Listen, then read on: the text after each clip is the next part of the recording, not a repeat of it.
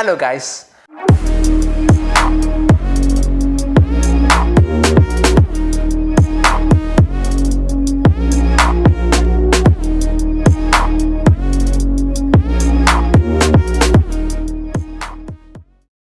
ഇന്ന് ഞാൻ ഇവിടെ റിവ്യൂ ചെയ്യാൻ പോകുന്നത് OnePlus Z ആണ്. അപ്പോൾ നിങ്ങൾ കേട്ടിട്ടുണ്ടാവുമല്ലോ OnePlus Z.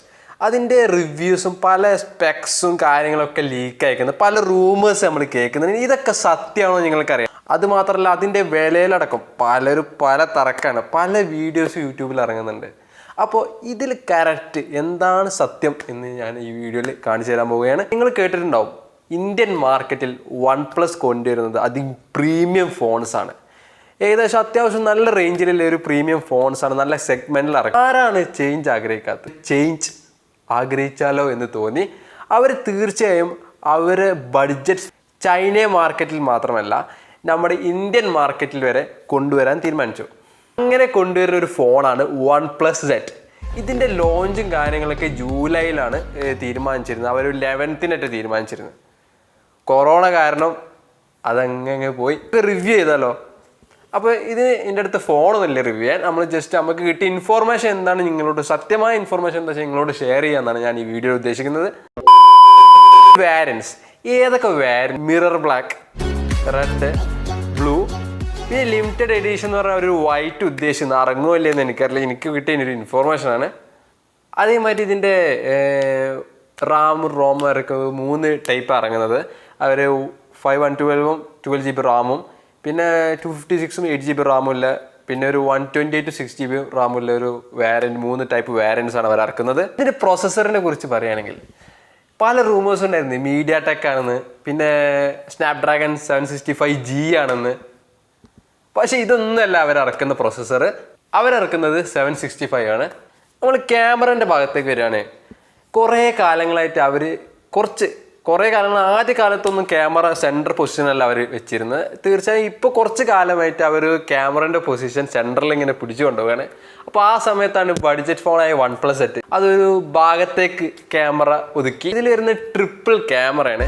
അപ്പോൾ നമ്മൾ OnePlus 7 മാതിരി അവരെ ഒരു സ്പെക്കിലാണ് ക്യാമറ എന്ന് റൂമറൊക്കെ ഉണ്ടായിരുന്നത്. 48+16+2 ആണ്. പക്ഷെ അങ്ങനെയല്ല, ഇവർ ഇറക്കുന്ന മെഗാ പിക്സൽ എന്ന് പറഞ്ഞാൽ 64+16+2 ആണ്.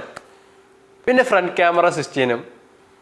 പിന്നെ ഈ ക്യാമറ നിങ്ങൾ കണ്ടല്ലോ. ഇതിൻ്റെ ഒരു ഡിസഡ്വാൻറ്റേജ് എന്ന് പറഞ്ഞാൽ ഇതൊരു ബൾജ്ഡാണ്. കുറച്ച് പുറത്തോട്ട് ഇങ്ങനെ ഒരു ബൾജ് ചെയ്തിരിക്കുന്നത്. ഫോണിൻ്റെ ഡിസ്പ്ലേയിലോട്ട് വരികയാണെങ്കിൽ സൂപ്പർ AMOLED ഡിസ്പ്ലേ ആണ്. 1.55 ഇഞ്ചസ് അതിൻ്റെ സൈസ്. ഗൊറില്ല ഗ്ലാസ് ആണ്. പിന്നെ ഏറ്റവും എടുത്ത് പറയേണ്ടത് ഹൈലൈറ്റിങ്ങുമായിട്ടുള്ള ഒരു കാര്യം എന്ന് വെച്ചാൽ 90 Hz ആണ് ഇതിൻ്റെ റിഫ്രഷ് റേറ്റ്. Note it. പിന്നെ OnePlus ഈ കണ്ട കുറച്ച് കാലമായി ഇറക്കിയിരുന്ന അതേ രീതിയിൽ തന്നെ അവരെ ഫിംഗർ പ്രിന്റ് ഫോളോ ചെയ്യുന്നത്. പുതിയ പല ഫോണുകളും പല സ്ഥലത്തും ഫിംഗർ പ്രിന്റ് കൊടുന്നെങ്കിലും ഇവർ ഇപ്പോഴും ഓൺ സ്ക്രീൻ ഫിംഗർ പ്രിന്റുമായിട്ടാണ് മുന്നോട്ട് പോകുന്നത്. ഇനി അതിൻ്റെ ബോഡിനെ കുറിച്ച് പറയുകയാണെങ്കിൽ നിങ്ങൾക്കറിയാലോ OnePlus 7 എപ്പോഴും അതിൻ്റെ ബോഡി ഒരു ഗ്ലോസി ഫിനിഷിൽ അതിൻ്റെ എഡ്ജസ് ഒക്കെ വളരെ കേവ് ആയിട്ടാണ് അവർ കൊടുക്കുന്നത്. പക്ഷേ ഇപ്രാവശ്യം എന്തോ ഒരു തരം സ്ക്വയർ ക്യൂബ് മാറി ഫ്ലാറ്റ് ആക്കിയിട്ടാണ് അവർ OnePlus Z. ചാർജിങ്ങും ബാറ്ററി ബാക്കപ്പും അതിനെക്കുറിച്ച് പറയുകയാണെങ്കിൽ ഏകദേശം അവർ OnePlus 7 മറ്റ് ഫോണുകൾ ഇറക്കിയ അതേ ഒന്നും കൂടി ബാക്കപ്പ് കൂട്ടിയിട്ട് ഒരു 4500 mAh, പിന്നെ 30 വാട്ട് ഫാസ്റ്റ് ചാർജർ. ഒരു അടിപൊളി ഒരു കിടുക്കാച്ചി സാധനമായിട്ടാണ് ഇവർ വരുന്നത്. നിങ്ങൾക്കറിയാമല്ലോ അതൊരു ബഡ്ജറ്റ് ഫോണാണ്. തീർച്ചയായും നമ്മൾ ഇന്ത്യൻ മാർക്കറ്റിലോട്ട് ഇങ്ങനെ ഒരു ബഡ്ജറ്റ് ഫോൺ കൊണ്ടുപോകുമ്പോൾ അവർക്ക് പല കാര്യങ്ങളും കുറയ്ക്കേണ്ടി വരും. ഈ 2 കാര്യങ്ങളുണ്ട്. ഒന്ന്, അവർ വയർലെസ് ചാർജിങ് അത് ഒഴിവാക്കി ഫോണിൻ്റെ. പിന്നെ വരുന്നത് IP സർട്ടിഫിക്കറ്റ് ആണ്. അതില്ല, പക്ഷെ വാട്ടർ പ്രൂഫാണ്. OnePlus 7 അവരങ്ങനെ ഇറക്കിയത്. തീർച്ചയായും അതൊരു വാട്ടർ പ്രൂഫ് ഫോണാണ്, പക്ഷെ അതിന് IP സർട്ടിഫിക്കറ്റ് ഇല്ല. എനിക്ക് കിട്ടിയ കുറച്ച് ഇൻഫോർമേഷനും കുറച്ച് സത്യസന്ധമായ കാര്യങ്ങളുമാണ് ഞാൻ നിങ്ങൾക്ക് ഷെയർ ചെയ്യുന്നത്. ഇപ്പം ഞാൻ ഇതിലൊന്നും കൂടുതൽ ഉൾപ്പെടുത്തിയിട്ടില്ല, കുറച്ച് ഉൾപ്പെടുത്തിയിട്ടില്ല. സ്പീക്കറുടെ കാര്യം വരികയാണെങ്കിൽ തീർച്ചയായും ഒരു ഡോൾബി സ്പീക്കറാണ് അവർ. പിന്നെ എല്ലാ OnePlus ഫോണുകളുമാതിരി അവർ ഹെഡ്ഫോൺ ജാക്ക് തരുന്നില്ല. ഇനി ഇവരുടെ സ്പെസിഫിക്കേഷൻ. അപ്പോൾ തീർച്ചയായും ഇതിൻ്റെ ലോഞ്ച് എന്ന് വെച്ചാൽ ജൂലൈ 11th or 10th പറഞ്ഞിരുന്നു. സാധാരണ നമ്മൾ ഈ ലോഞ്ചിനൊക്കെ വിളിക്കലില്ല ഇതാണ്. പക്ഷെ എന്തോ കൊറോണ ആയതുകൊണ്ട് തോന്നണേ പോകാനും പറ്റില്ലല്ലോ. അപ്പോൾ ഗൈസ്, നിങ്ങൾ റിവ്യൂ കണ്ടല്ലോ. അപ്പോൾ ഈ വീഡിയോ നിങ്ങൾക്ക് ഇഷ്ടപ്പെട്ട് വിചാരിക്കുന്നു. അപ്പോൾ തീർച്ചയായും നിങ്ങൾ ഈ ചാനലൊന്ന് സബ്സ്ക്രൈബ് ചെയ്യണം. അപ്പോൾ അതിൻ്റെ തൊട്ടപ്പുറത്തൊരു ബെൽ ബട്ടൺ ഉണ്ടാവും, അതൊന്ന് ക്ലിക്ക് ചെയ്യണം. പിന്നെ ലൈക്ക് ചെയ്യണം, പിന്നെ മാക്സിമം ഷെയർ ചെയ്യണം. അടുത്തൊരു നല്ല കിടുക്കാച്ചി വീഡിയോ ആയിട്ട് ഞാൻ വരും.